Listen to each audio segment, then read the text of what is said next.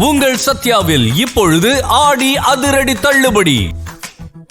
அதிகாரத்தில் இருக்கிறவங்களுக்கு அக்கறை இருக்கு, இல்ல அது இல்ல, நமக்கு இருக்கு.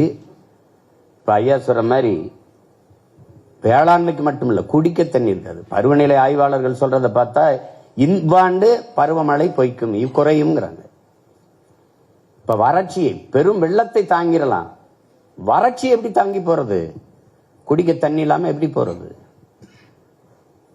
இப்ப குறுவை சாகுபடி முடிஞ்சிருச்சு, இன்னி தண்ணி இல்ல, அதை மறந்துட வேண்டியதுதான். எல்லாத்தையும் ஆய்வு செய்யறவர் அதை போய் ஆய்வு செய்யல. பிரச்சனை இங்கே. அப்ப நம்ம ஒன்றிணைந்த வலிமையான போராட்டங்களின் வாயிலாக தான் நமது உரிமையை நம்ம பாதுகாக்க முடியும். நமக்கு இருக்கிற சிக்கல் ஒரே ரேஷன் கார்டு, ஒரே கல்விக் கொள்கை, ஒரே தேர்தல் வருது, ஒரே வரி எல்லாம் இருக்கு. ஆனா தண்ணி மட்டும் அந்தந்த மாநிலத்துக்கு. நம்முடைய வளங்களை எடுத்துக்கங்க, நெய்வேலி பழுப்பு நிலக்கரி எல்லாருக்கும், நரிமணம் பெட்ரோல் எல்லாருக்கும், மீத்தேன் ஈத்தேன் எல்லாருக்கும், அணு உலை மின்சாரம் எல்லாருக்கும், அடல் புனல் மின்சாரம் எல்லாருக்கும். ஆனால் அவர்களுடைய நீர்வளம் அவர்களுக்கு. இது எத்தனை காலத்துக்கு சகிக்கிறதுன்னு பாருங்க. இப்ப அதுல இப்ப எங்க அண்ணன், நம்ம கூட மதிப்பிற்குரிய நம்முடைய அண்ணன் ராதாகிருஷ்ணன் நம்மோட இருக்காங்க பாரதிய ஜனதால. இப்ப இந்த தமிழர்களுக்கான உரிய நீர் உரிமை பாதுகாக்கப்படணும்னு இருக்காங்க.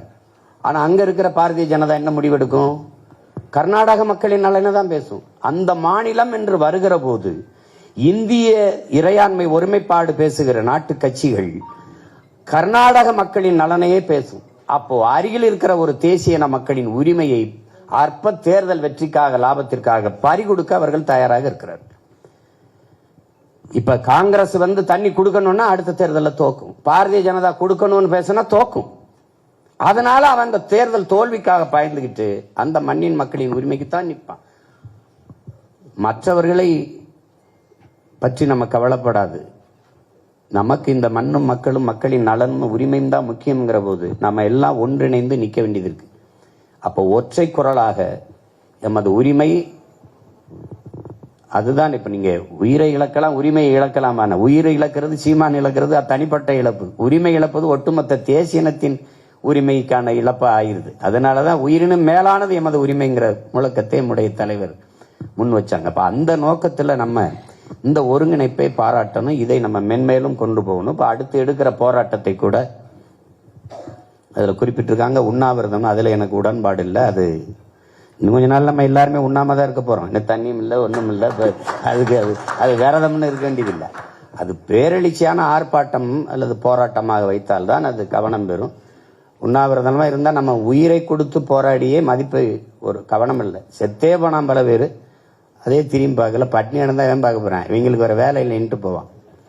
அதனால ஒரு பேரெழுச்சியான ஆர்ப்பாட்டத்தை செய்யணும். அது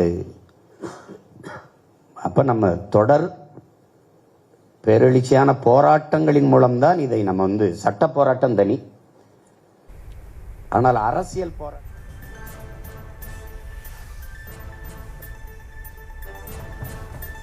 புதிய தமிழகம் கட்சி சார்பில் நடக்கும் அனைத்து கட்சி கூட்டத்தில் நாம் தமிழர் கட்சியின் ஒருங்கிணைப்பாளர் சீமான் உரையாற்றிய காட்சிகளை பார்த்தோம். உங்கள் சத்யாவில் இப்பொழுது ஆடி அதிரடி தள்ளுபடி.